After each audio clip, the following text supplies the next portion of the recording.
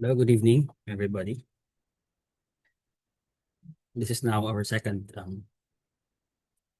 discussion in ethics. And in the previous meeting, we talked about the nature of philosophy as well as the approaches to philosophy, the chronological approach and systematic approach, and then the um, value of philosophy.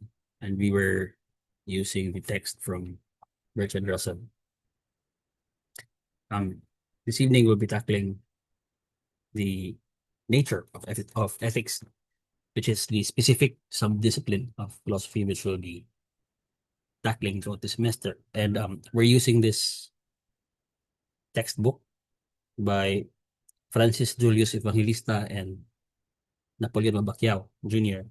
This reference has been suggested to me by Dr. Panya, and I think this really is a very clear introduction to ethics. And since it's written by Filipino philosophers, the scenarios, the situations are actually contextualized to the Philippines, to our experience here. So we'll not just be talking about abstract, detached ideas in ethics, but really how they impact contemporary Filipino life. All right, let's begin with the preface because the preface details again the relevance, the enduring relevance, no longer of philosophy in general, but ethics in particular. And as discussed last time, reading this text is absolutely essential.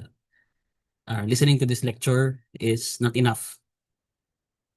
It's not a substitute for reading the material. You have to read the material on your own. This lecture is just a guide.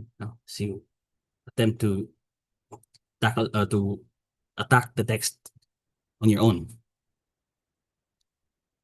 Sige. So he begins, or the authors begin with the question: why does ethics still matter today? If you can recall, there's this debate, just recently, as to whether ethics should be removed as a GE subject because they think that college should be restricted to subjects that will help you with your career, that will equip you with the technical skills that you need for your job. No? In fact, it's tempting to believe that college should just be about the subjects really that, for example, if you're an engineer, you should be taking subjects they say that are just relevant to engineering. You're a book major, you should focus on pedagogy or the subjects or the content that you'll be teaching. But mm, there's a problem with that view, and the problem with that view will be discussed in this material. He says in the preface, inquiring into the question of what is right and wrong has become more relevant today than ever. In this present age of advanced technology, people can engage in activities they have only imagined doing so in the past.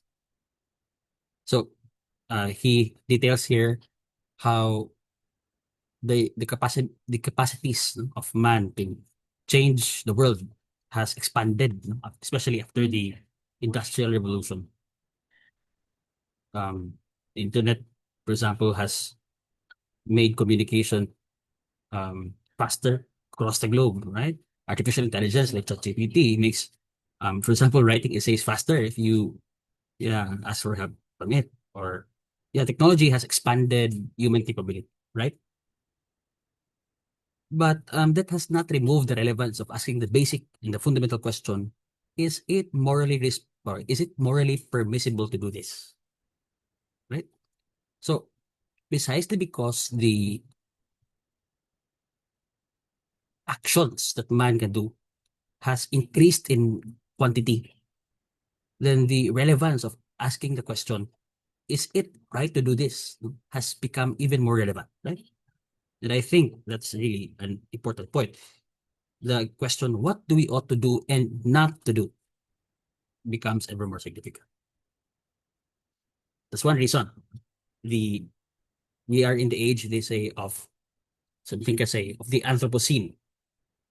Before the Industrial Revolution, our capacity to change the world, for example, nature, is not that extensive, but um, the impacts of human actions nowadays are really um, vast, right? So that's the first reason. The second reason is um, he says that we live in postmodern times. What do you mean by that? He says, or no, the authors say, the onset of pluralism in these postmodern times, coupled with the declining influence of traditional authorities and institutions, has led to greater uncertainties on what moral ground in which one should stand. It's the second reason. Okay? In what I like about this material really is how it makes strong arguments, big arguments, just in few words. It's very precise, klaro kay siya. No? So, what does that mean? So may pasabot kay ani. There's jargon. No? Sometimes the reason why it's difficult to read the text is because of the jargon. And the jargon introduced here is postmodern. Ingon siya, we live kuno in postmodern times. Ano sa mga postmodern? Sabot ka na, we live in a times, for example, where a singular narrative, like for example, the narrative that um, we have a self, the human being has a self.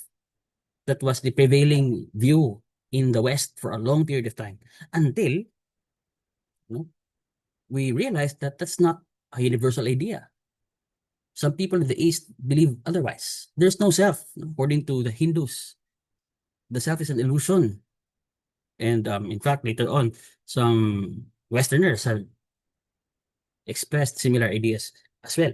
So that's just one example. There's so many examples of ideas that are shattered by the contemporary world. Another clear example is really in the matters of religion. We think of the medieval period, for example, as a period when it's Christianity or Catholicism, which is defining really the terms of what counts as moral, what counts as the right thing to do, right? But on the one hand, the postmodern, the Enlightenment has shattered that idea because it's the rejection of authority. And on the other hand, um, we find in the many religions in the world competing moralities. Right? For example, Islam, for example, um, does not just prohibit the eating of pork in some period of time, like for example during Lent, it's bawal gid siya throughout, totally, right? That's one aspect of morality that's contested, right? Because the world no longer is only Christian, it's a pluralism. Ano yung pasabot ng pluralism? It's a plurality of different perspectives, religious perspectives, even political perspectives. No single meta-narrative rules the world.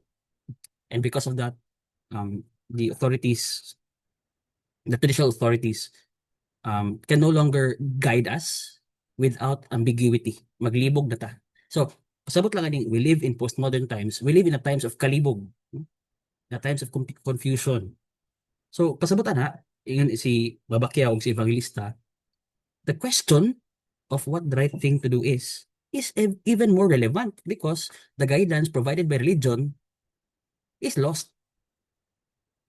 There's this professor at San Carlos, his name is Romualdo Abulad, who argued that the philosopher Friedrich Nietzsche is the father of postmodernism.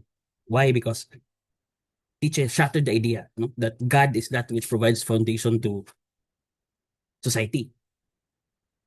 But for example, Nietzsche said to have has written God is dead, right? And we have killed him. But Nietzsche is not there expressing atheism. He's simply expressing, he's just a messenger. Do not attack the messenger. He's just telling the fact that the power of religion to be that which unites society in the medieval world, even in the modern world, is gone.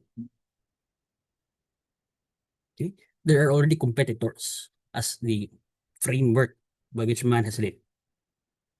So, precisely because of that, the question, what is the right thing to do, becomes even more relevant because the answers that we had to that question in the past are no longer accepted by people in society.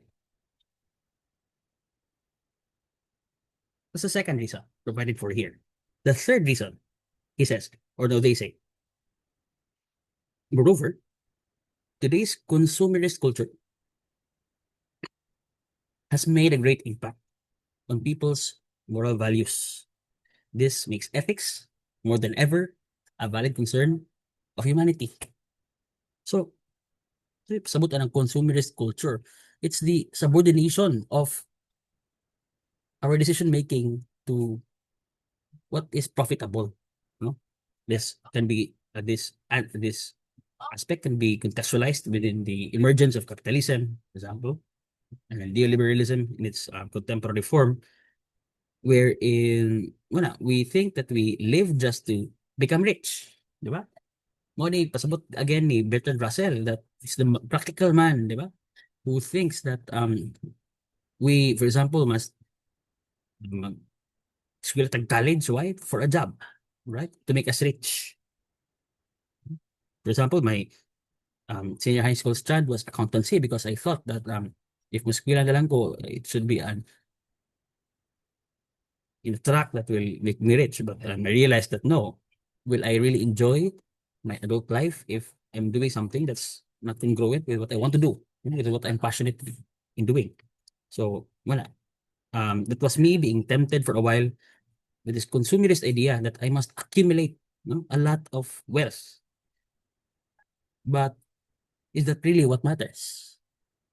Um, the very urgency of the question, the very idea that we sometimes are tempted by that idea, that makes the question of what is the right thing to do and what is not the right thing to do ever more relevant today.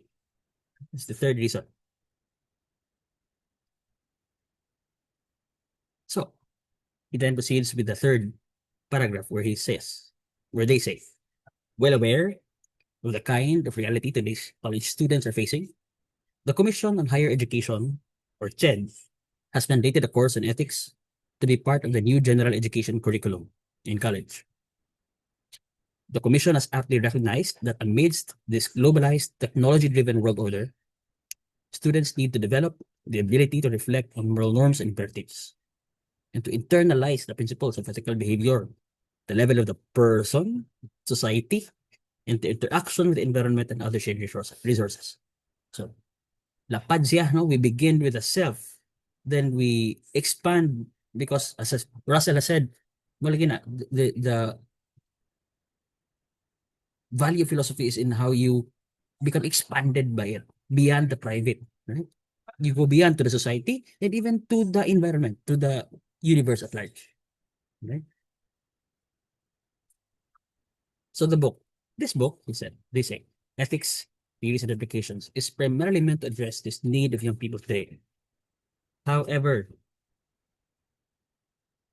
if you have noticed in our first meeting, I proposed to you some dilemmas, but moral dilemmas and thought experiments that, for example, should you, trolley problem, for example, about the train, you know? So, if you've noticed, I did not present to you a final answer, right?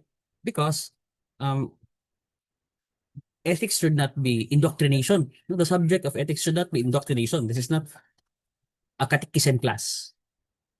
No, the book says the intention is not to make students conform to certain moral beliefs and practices, nor to lay down answers to the various moral questions and issues that they confront in these contemporary times. The goal is to provide the students with the tools to recognize and articulate ethical questions. So, at least makamao mo to talk about these difficult questions, to identify moral issues in their personal and social life, to analyze the different elements of moral problems, make sound rational judgments and decisions in moral matters. But in the end, you will make your decision, but at least dili siya sloppy. No? It's well thought out. Okay, so what's the approach of the book? The book employs a theoretical and practical approach in achieving this goal. So, theoretical. The theoretical side, we will talk about the clarification and the analysis of key ethical concepts like right, good, personhood, accountability, justice, relativism, etc. It will also, the book will also tackle theories and principles in making moral judgments, which articulate decision frameworks to guide moral action. Mo to? Will you save the five and sacrifice the one? That's the utilitarian approach, right? Or will you not do anything with the train? Bahala gumatay ang lima. No? Basta kay dili, ikaw ni patay. That's the deontological approach. We'll study these theories as well. Understanding, the book says, the ethical concepts and theories will equip students with the proper knowledge and perspective in dealing with moral problems. On the other hand, ito sa theoretical to ganina, no? But now, napoy practical approach, which will, the author say, will bridge theory and practice. Ethical issues in various fields, like healthcare, business, environment. We have, for example, the field of bioethics, diba? Which asks, for example, the question of the ethics of, for example, abortion or contraception, right? The use of, contraceptives, like, for example, condoms, no? IUD. Is that, what's the ethical problem, no, with that? So talk about that sa healthcare. Sa business pod, no? Talking about contractualization and kind of pag-lay off of employees. So we problematize that. Also the environment. We examine them and deliberate upon as them as avenues for you to reflect on and apply the principles, theories, and frameworks that we've tackled sa theoretical part. Of course, it's expected that this is only an introduction, no? Because on the one hand, these questions are really very complicated. These are dependent on, an understanding really of specific cases pod, which of course will not have the time to exhaust to pila na taga-months, pila na taga-meetings, right? So we have to be, introductory. Illustrations lang na to. Not every case, but samples. Right? So, that's the preface part.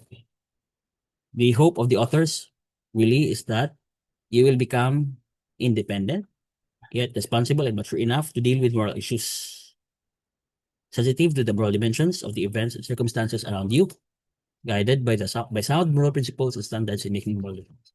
All right. So that's the preface. So I'll stop there for now, and then afterwards I'll now proceed with Unit 1, ethics and the moral person, and then Chapter 1, ethics, basic concepts and issues.